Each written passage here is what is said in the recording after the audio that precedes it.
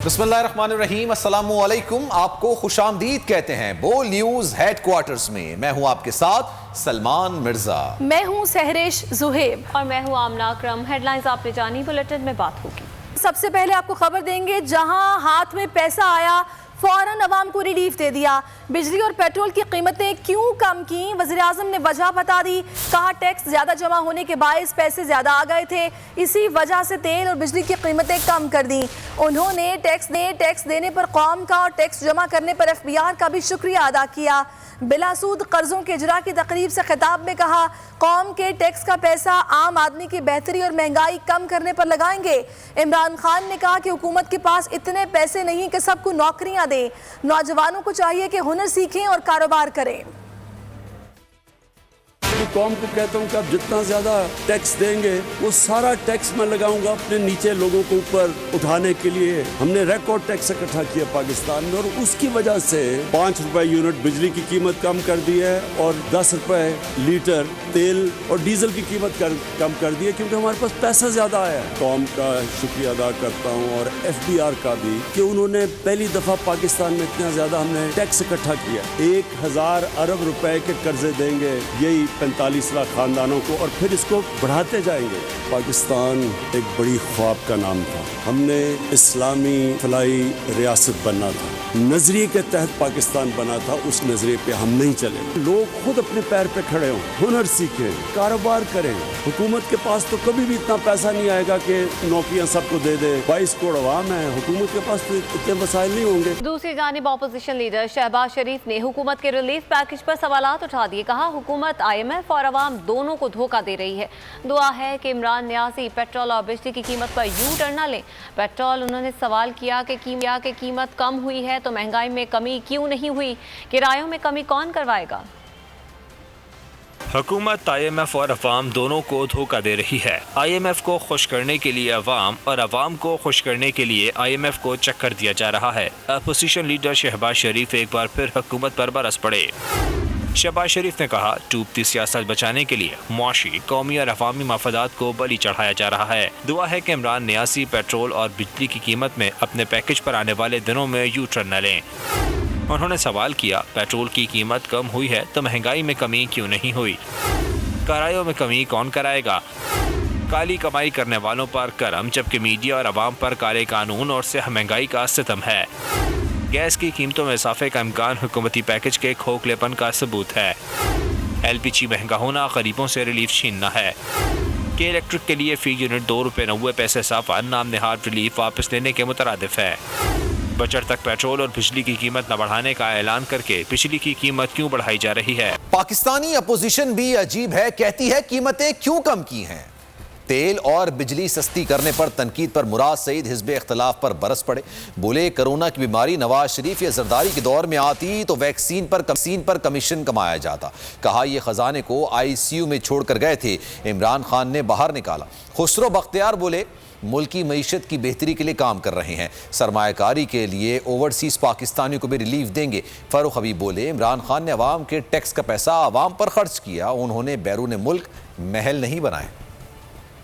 ये दुनिया की पहली अपोजिशन आप देख रहे हो 2 दिन से, जो कि हुकूमत वक्त को कह रही है कि कीमतें क्यों कम कर दी है। अगर ये बहरान आपके वक्त में आता तो आज कोरोना वैक्सीन में भी आप कमीशन ले रहे होते। प्राइम मिनिस्टर इमरान खान ने कौमी खजाने को और पाकिस्तान की इकानमी को ICU में छोड़ के गए थे, उसको ICU से निकाला। आज का जो वजीर आजम है वो बैरून मुल्क माहलात नहीं बना रहा, वो लूट मार नहीं कर रहा, मनी लॉन्ड्रिंग नहीं कर रहा। यही वजह है कि वो अवाम के टैक्स के पैसे का रुख जो है उसने अवाम की तरफ कर दिया और प्राइम मिनिस्टर साहब ने आम आदमी के लिए स्टैंड लिया। जो वजीर आजम ने इंडस्ट्रियल प्रमोशन इन्वेस्टमेंट पैकेज का ऐलान किया है, मेरे नजदीक वो एक उसके बहुत अच्छे नताइज आए। हमारे सबसे बड़ा असासा ओवरसीज पाकिस्तान, तो हम कोशिश कर रहे हैं कि उनको टैक्स इंसेंटिव देके उनको भी हम पाकिस्तान की पैदावारी और मैन्युफैक्चरिंग बेस के अंदर लेके आए। तहरीक अदम एतमाद के लिए अपोजिशन की तैयारी तेज हो गई। मौलाना फजल रहमान ने 48 घंटों में आर या पार का इंदिया दे दिया।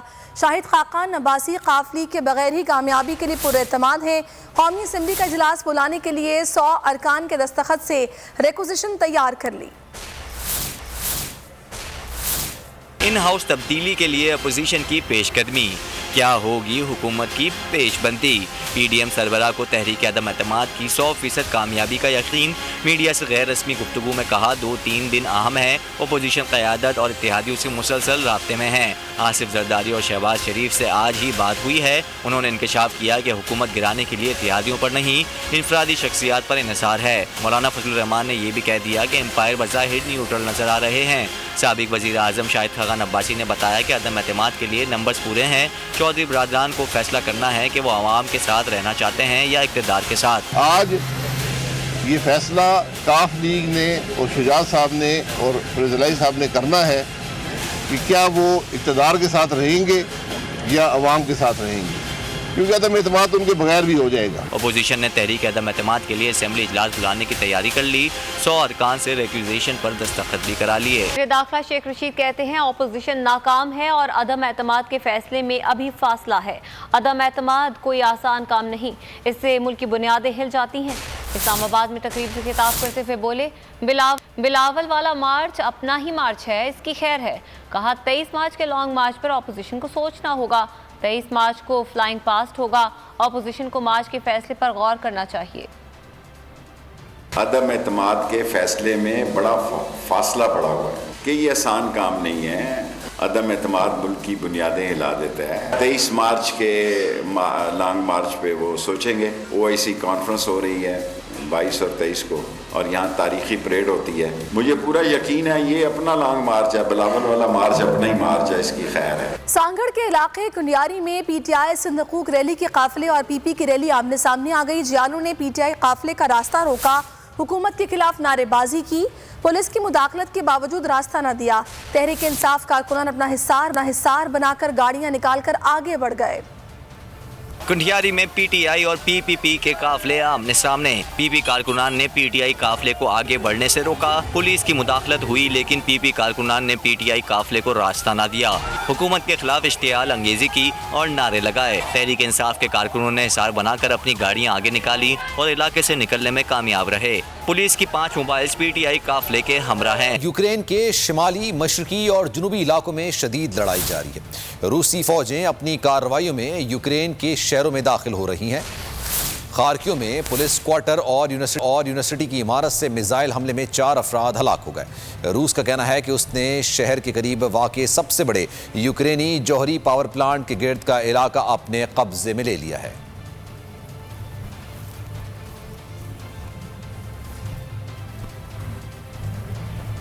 वज़ीर-ए-आज़म की ज़ेर सदारत सिक्योरिटी उमूर पर इजलास हुआ है, जिसमें सलामती और मुल्की सिक्योरिटी से मुतालिक उमूर पर मुशावरत की गई। खित्ते की सूरत हाल पर भी गुफ्तगू हुई है। वज़ीर आज़म इमरान खान की ज़ेर सदारत सिक्योरिटी के मामलात पर इजलास हुआ, जिसमें वफाकी वज़रा army chief general Qamar Javed Bajwa, civil और आला अस्करी हुकाम शरीक हुए। इजलास में कौमी सलामती और मुल्की सिक्योरिटी से मुतालिक उमूर पर मुशावरत हुई। खित्ते की सूरत हाल पर भी गौर किया गया। आलमी सतह पर भी हिकमत अमली पर मुशावरत की गई। सब्सक्राइब करें और बेल दबाएं ताकि कोई खबर रह न जाए।